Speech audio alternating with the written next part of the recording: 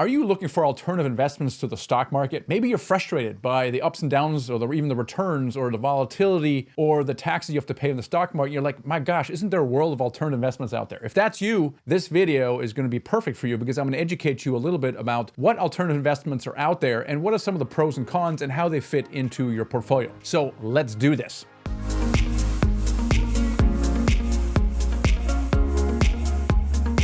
Hey, my name is Michael Blank and I help people become financially free with real estate. So maybe you experienced some of this with the stock market, right? So there's a lot of volatility. I mean, right now, maybe you're watching this, it's going up strongly, or maybe it's chopping up and down, or maybe it's going down. And this is the problem with it. Really, it really depends on where the stock market is. And if you need to liquidate some stuff, maybe you're trying to fund your kid's college education, you're about to retire, you need some kind of cash, and all of a sudden now it's in a recession and going down, it's a bad time to sell. And so many investors get scared when the stock market's down and sell, and then they buy when the stock market's up because everybody else is buying. And so us trying to time a market really is very stressful, right? We can't really do it, and therefore maybe you're frustrated by your inability to plan long-term with the stock market. If you have a very long time horizon, 20, 30 years, it's not a problem, but if you're trying to liquidate something, it can be a challenge. Number two, the stock market typically does not pay any kind of cash flow in a meaningful way. That means that it's not very useful for exiting your day job or your medical practice or your law practice because it doesn't pay a lot of cash flow. Yes, dividends, interest, but it's not meaningful enough. And then you're paying taxes on gains. And those things can be frustrating. You're trying to look for ways to maybe reduce your tax payments. So what do you do about that, right? The answer really is alternative investments. What does that mean, right? It means anything but the stock market, real estate rentals, turnkeys, self-storage, crypto, oil and gas, all these things. And there's this whole new world of alternative investments that I want to kind of teach you about here today. And I discovered this, really my eyes opened through Rich Dad, Poor Dad, is really opened my eyes to this alternative world of alternative investments. Now I have a software background, so back in the late 90s, actually I was part of a software company. I went public and put a bunch of money in my pockets and went Rich Dad, Poor Dad. I was very interested in deploying that into investments that generated cash flow. And when I went to my financial advisor, he talked me out of it, right? He's going to be in stocks and bonds. And I was like, man, I was frustrated. My CPA was like, no, don't do it. I now know the reason for that. Number one, they don't know anything about it. That's number one. And number two, they're not licensed to sell you any kind of shares or equities in alternative investments. They're not allowed to. So they couldn't advise me. And I was like, man, this is all, I'm talking to other people, reading books, and it's just not happening for me. So I did dabble with alternative investments. Or for example, I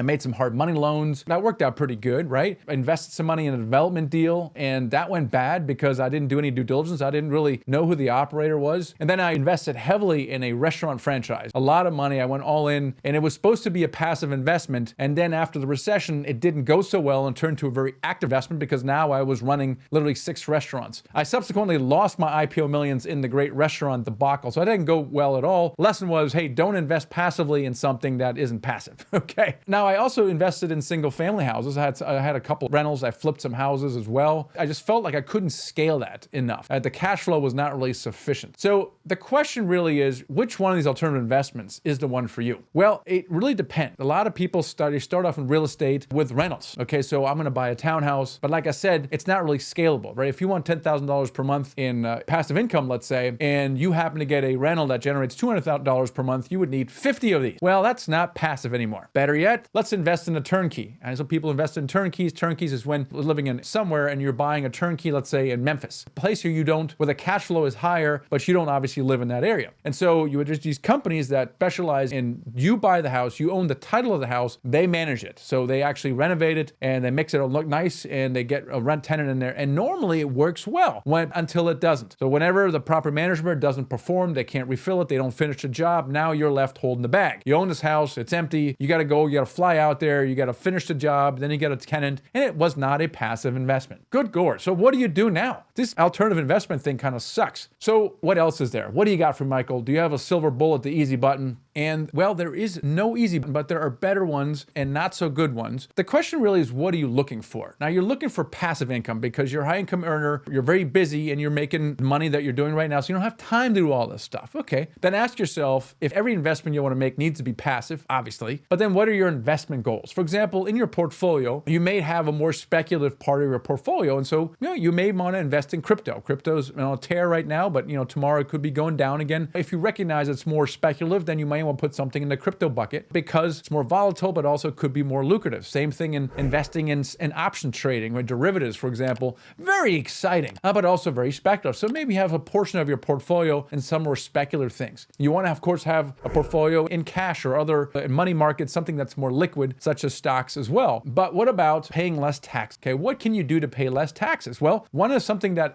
allows you to write off or depreciate your investment. And the best one is oil and gas. The government wants you to invest in oil exploration. And so when you invest in oil and gas, typically you can write off 90% or so of your investment in year one against active income, which is cool. So if you're a high income earner, you can actually take that and use it to deduct from your actively earned income. There's really no other asset class that does that. So that's pretty cool. Now you got to make sure that the investment is sound. Okay. You don't want to make sure just invest to get a write-off so that you can lose everything. You actually want you get your principal back with some returns. So make sure you invest with a solid operator in that. Just an example. The other from tax returns is you can invest in real estate. Real estate is also incentivized by the government because the government wants you to invest in affordable housing. And so similarly through depreciation and bonus depreciation, you can write off 40, 50% in year one, but only against passively earned income, not against your active income. Now this is very important as you get into a wonderful world of alternative investments because there's such vehicles for certain things that you work with a CPA that understands these alternative investments. Don't go to your normal one. All they understand is stocks, options, and W-2 job. No, go to someone who understands these alternative investments because there are a lot of different ways you can reduce tax. Inflation hedge, right? If you want to keep abreast of inflation, what can you do there? Well, precious metals is great. Gold typically preserves its value. They say 100 years ago, an ounce of gold bought you a very nice suit. Today, an ounce of gold is $2,000 would buy you a very nice suit, right? So the price of gold kind of holds and stays with inflation. So it's a great inflation hedge, but you're still going to pay taxes on the capital gain and there's no cash flow. Okay. Well, another great inflation hedge is real estate, especially commercial real estate or multifamily, because inflation, as inflation goes up, well, so do the rents, right? That's part of the housing costs. Part of the CPI index is rents and housing of costs. So when it goes up, the value of the real estate, the underlying real estate goes up as well, all things given equal. So real estate is a good inflation hedge. What about cash flow? Cash flow, of course, is fantastic. Real estate is best in cash flow. So multifamily, mobile home parks, self-storage, right? There's also some ATM deals that allow you to give you cash flow and depreciation. It's very similar to real estate, has some attributes of real estate, and cash flow is great for real estate as well. Now, so those are the different kind of things. My advice to you is to start simply developing curiosity around alternatives and open mind around that. Start getting on different people's newsletters, get on Nighthawk Equities newsletter, learn more about multifamily. There's a cool new download on nighthawkequity.com. Just scroll down a little bit and you'll see the ultimate complete guide to investing passively in real estate syndications, kind of educates you around what that's like. And it's going to be similar for other real estate classes. You know, start reading oil and gas, precious metals, maybe crypto if you can't help it, but just start learning about these alternative investments and then start building out your team a little more. Get definitely a tax advisor or CPA that has expertise with these and ask them, hey, what can I do? What kind of alternative investments can I make to start paying less in tax? Now, once you kind of get the world of alternative investments, then it's starting looking for operators in these asset classes that you can invest with. So you're going to get on these newsletters and you're going to learn about the asset class, but you're also going to learn about the operator behind them. And you want to look for operators that you can learn to trust over time. So you're looking for transparency,